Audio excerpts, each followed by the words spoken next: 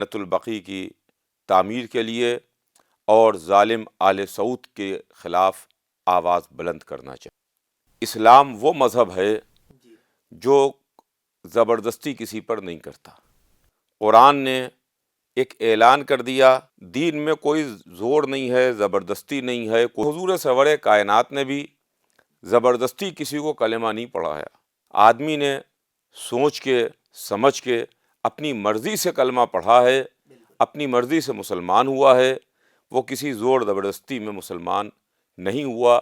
آل سعود جو آج نام نہاد اسلام کے ٹھیکیدار بنے بیٹھے ہوئے ہیں، یہ پوری امت مسلمہ کے اوپر تھوپیں اور ان کے اوپر نافذ کریں۔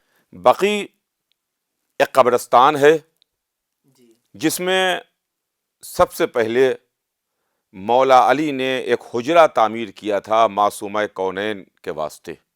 آل سعود وہابی آئیڈیالوجی ہے۔ یہ 4 پلر ہیں۔ ایک ان کا پلر ہے شفاعت کے قائل نہیں ہے، دوسرا وسیلے کے قائل نہیں ہے، یہ احترام کے قائل نہیں